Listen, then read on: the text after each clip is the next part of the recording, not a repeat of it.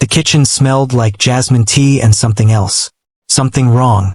Jun-suk pushed open the front door of his Seoul penthouse at 11:47 p.m., loosening the tie around his neck.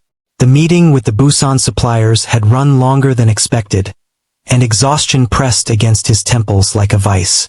He called out for Nicole, but silence answered him. Not the comfortable silence of sleep, but the heavy, suffocating kind that made his instincts scream. He found her on the marble floor. Nicole lay crumpled beside the kitchen island, her dark skin ashen, lips tinged with an unnatural blue. A shattered teacup spread across the floor in jagged pieces, liquid pooling around her fingers.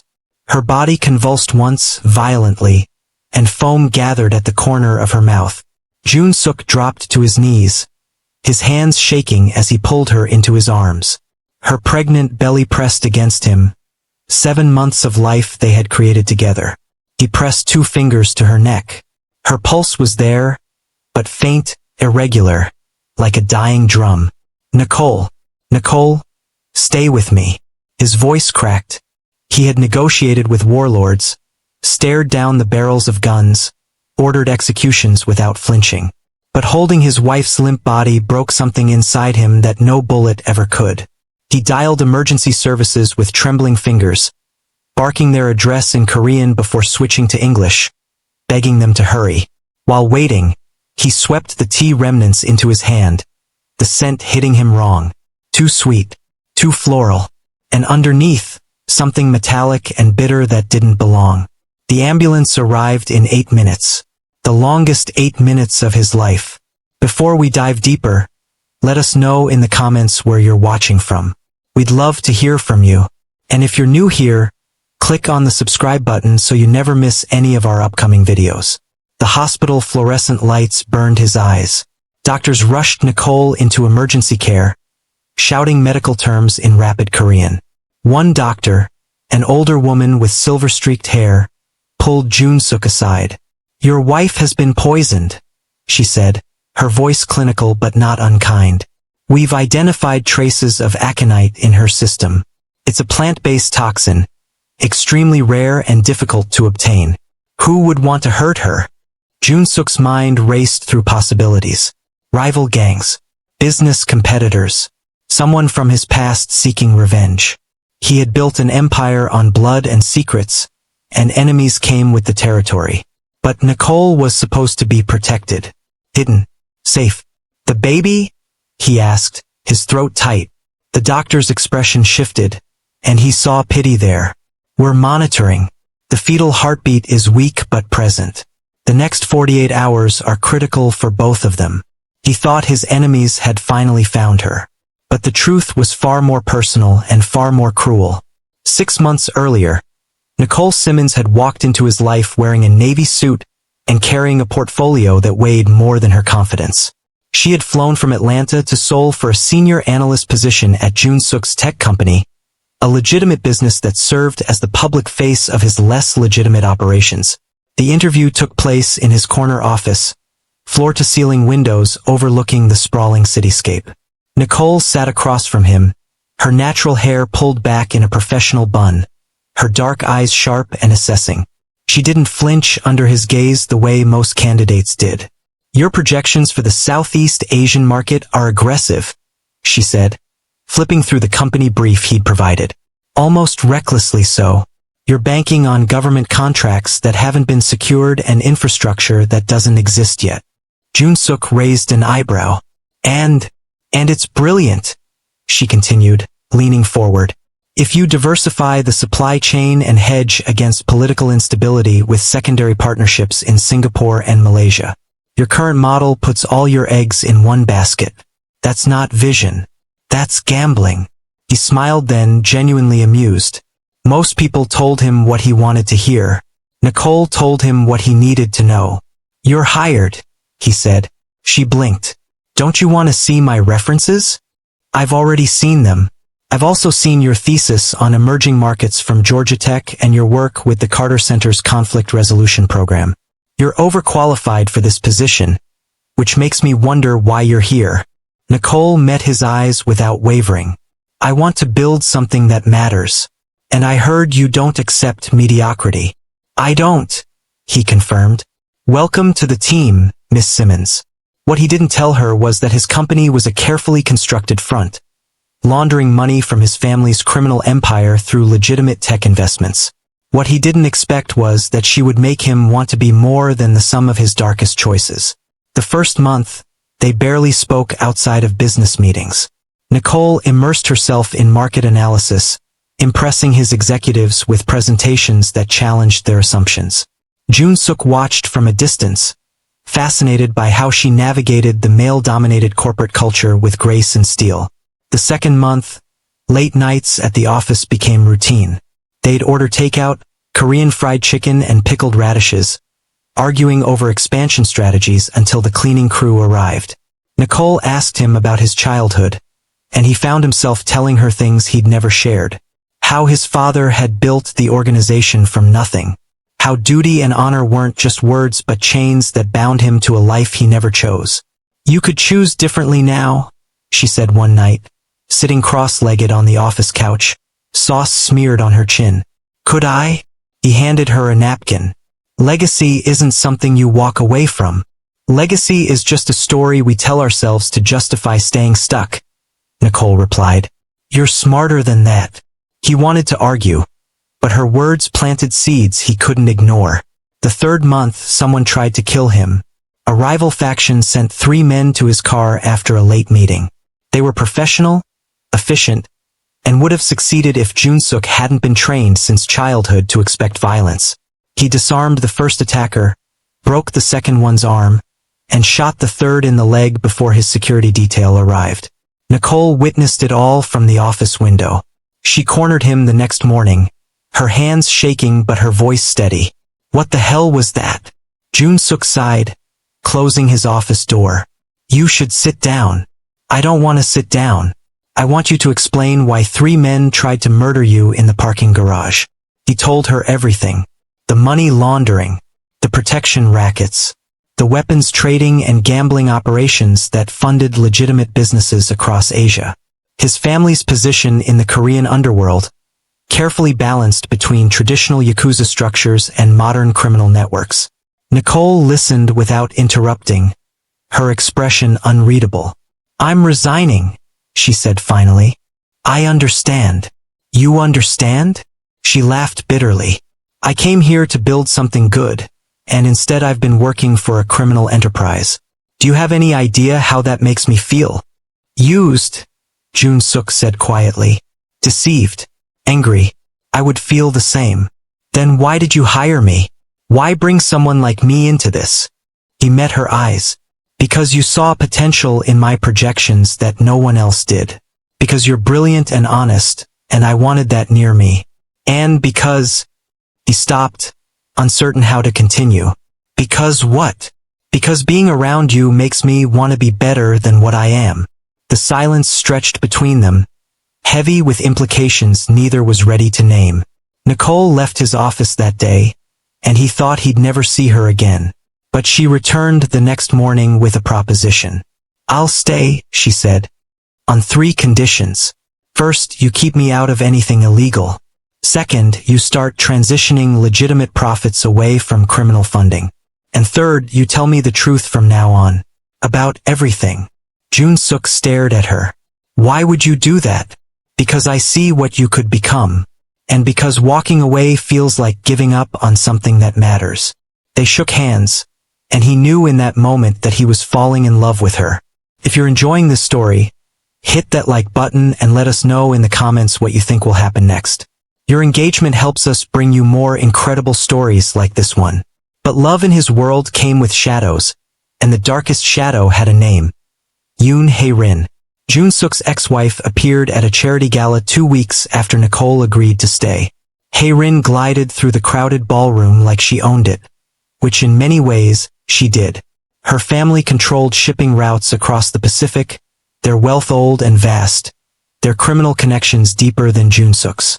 Their marriage had been arranged when he was 26, a strategic alliance between families. Hae-rin was beautiful in the way expensive things are beautiful, perfectly maintained, coldly elegant, and utterly untouchable. They had lived together for 3 years in a house that felt like a museum, speaking only when necessary, sharing a bed but never intimacy.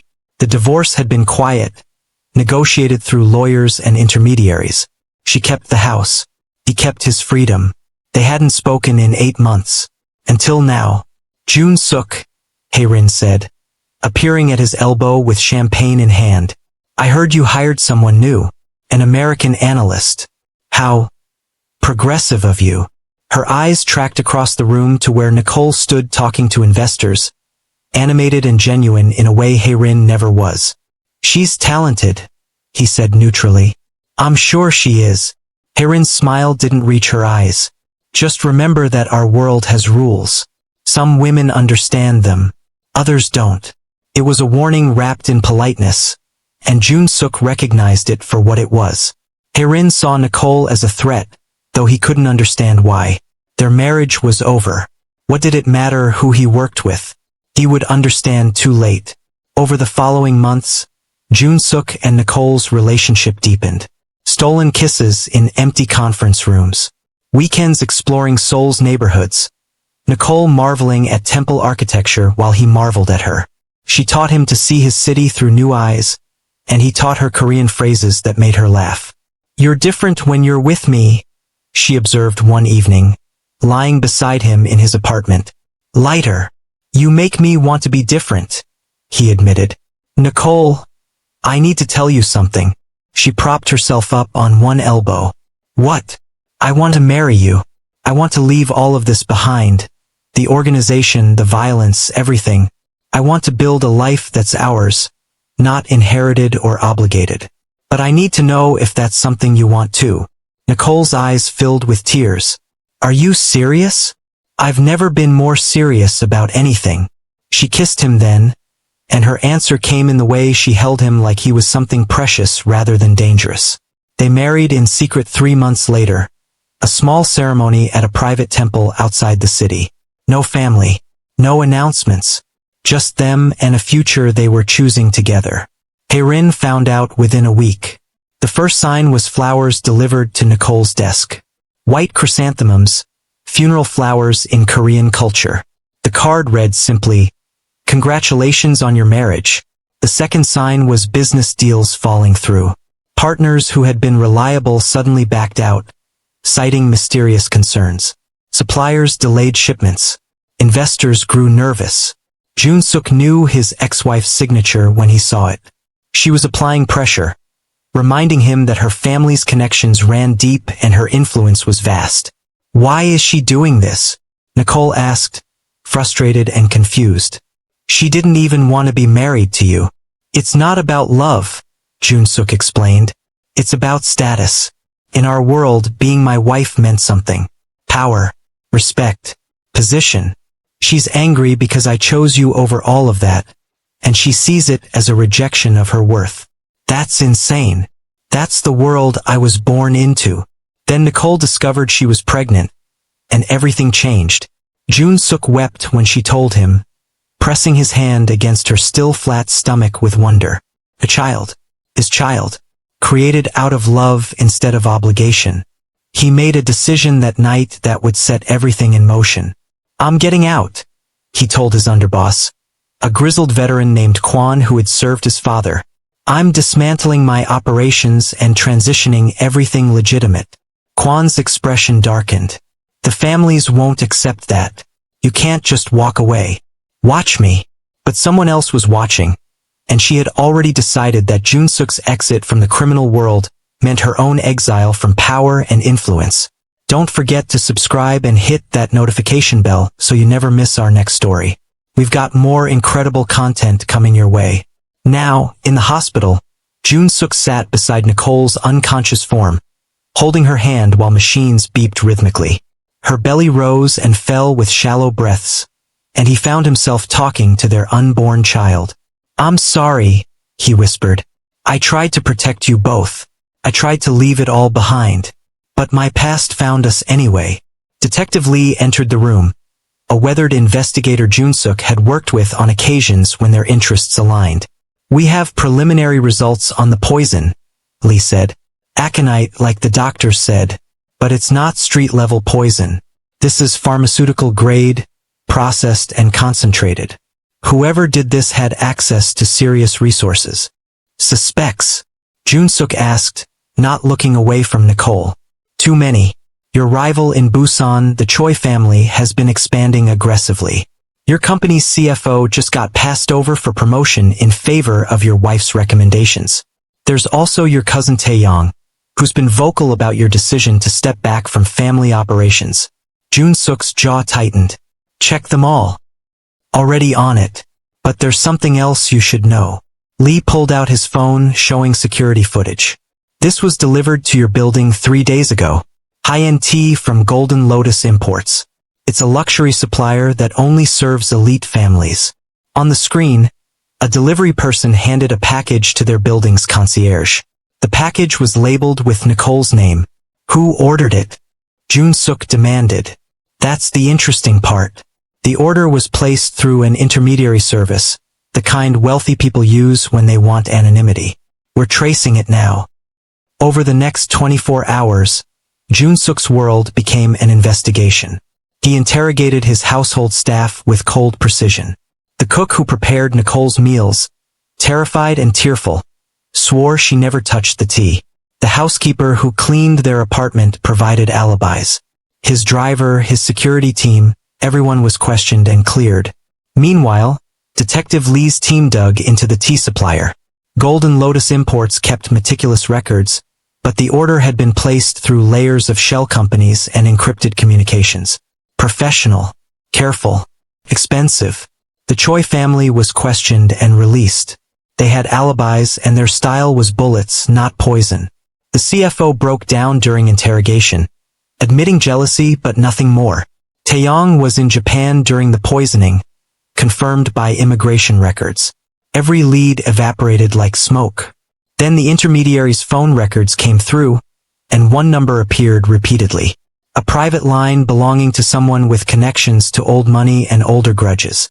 The number belonged to Hae-rin's personal assistant, a woman named Song-hee who had served the Yoon family for 15 years. Bring her in, Jun-suk ordered. But Song-hee never made it to the police station. Her body was found in her apartment that evening, hanging from a ceiling beam. The scene was staged to look like suicide, but Detective Lee knew better. Someone's cleaning up loose ends, Lee said grimly. Whoever orchestrated this has serious power and resources. They're not afraid to kill to protect themselves. Jun-suk stared at the crime scene photos, pieces clicking into place with sickening clarity. The elite tea supplier, the intermediary service, the assistant's connection to Hae-rin, the staged suicide to silence a witness. Only one person fit all those parameters.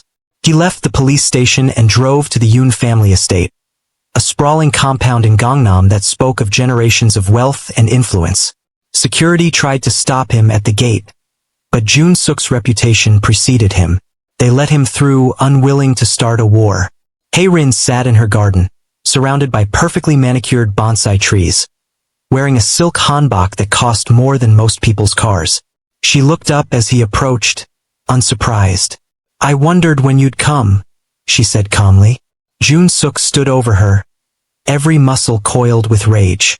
You poisoned her. You tried to kill my wife and my child. Hae-rin set down her teacup with deliberate care. Kill? No, Jun-suk. I'm not a murderer. I wanted the baby gone, not Nicole. There's a difference. The admission hung in the air like poison itself. Why? The word came out broken, disbelieving.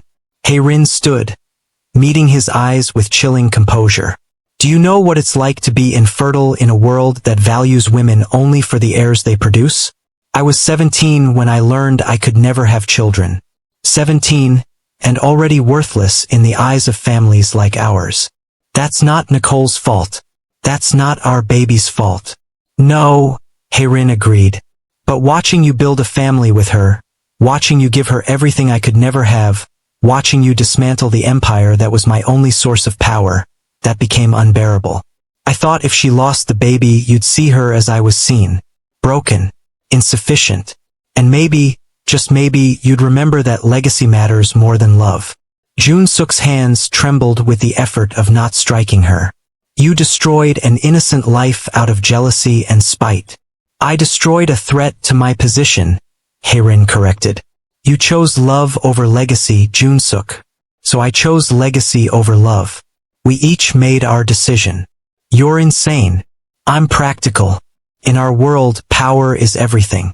Your American wife doesn't understand that. She thinks love conquers all, that you can just walk away from who you are. But you can't. And now you never will, because you'll spend the rest of your life remembering what love cost you. Her words were calculated cruelty, designed to wound in ways violence never could. And they worked.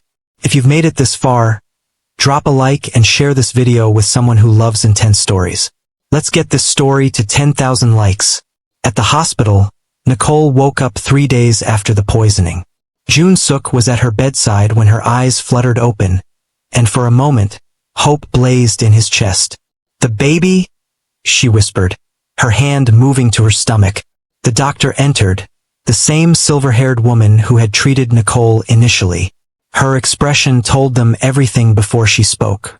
I'm so sorry, the doctor said gently. The aconite caused severe complications. We did everything we could, but the fetal heartbeat stopped yesterday morning. Your baby is gone. Nicole's scream was soundless, a grief so profound it had no voice. She curled into herself, clutching her stomach where their child had been, and wept with a brokenness that shattered what remained of Jun-suk's heart. He held her while she cried, his own tears silent and useless. All his power, all his connections, all his money meant nothing in the face of this loss. Who did this? Nicole asked hours later, her voice raw. Who poisoned me? Jun-suk had debated telling her the truth, but she deserved to know. He explained everything. Hae-rin's infertility, her jealousy, her calculated cruelty. How she had ordered the poisoning not to kill but to destroy their future. Nicole listened without speaking, and when he finished, she turned away from him. Your ex-wife murdered our baby because she was jealous, Nicole said flatly. Because I took her place.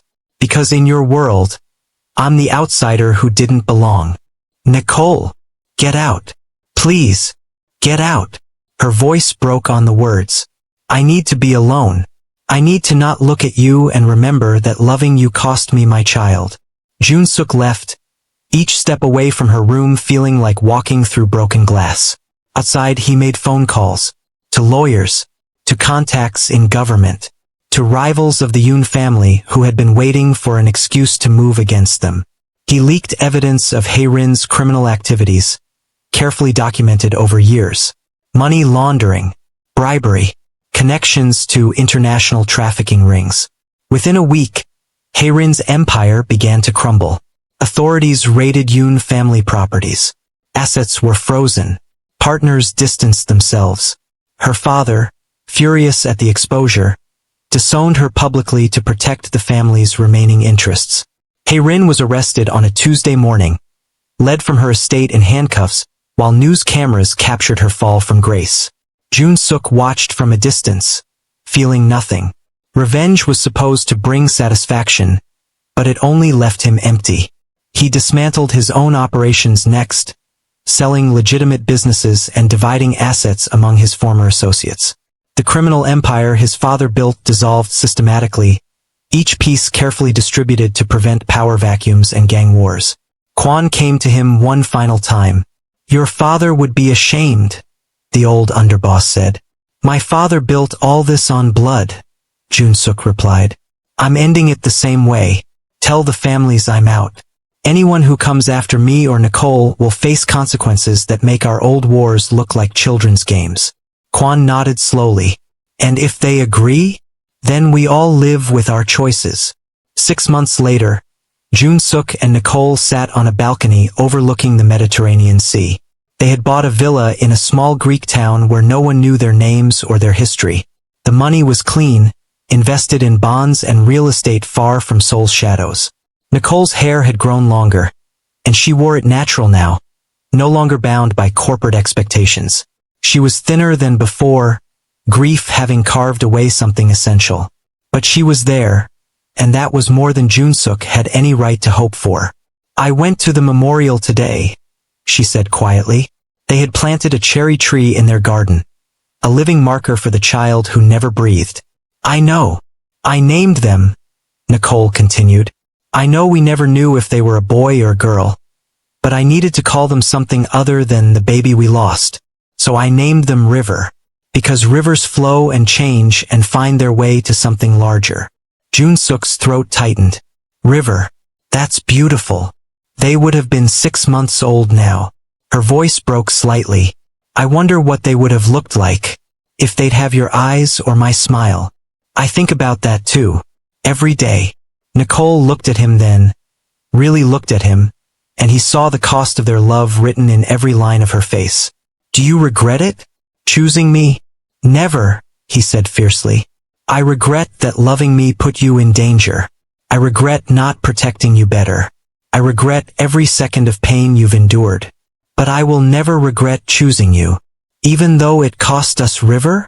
Even though it cost us everything. They sat in silence, watching the sun set over water that stretched to horizons they might never reach. Two people bound by love and loss, wealthy and free but emotionally hollowed by what they'd survived. Jun-suk had escaped the Mafia, but freedom tasted like ashes. He had dismantled an empire, but power meant nothing without his child. He had destroyed his ex-wife's influence, but revenge couldn't resurrect what was lost. In the end, he learned what Hae-rin already knew. In a world built on legacy and power, love was the most dangerous choice of all.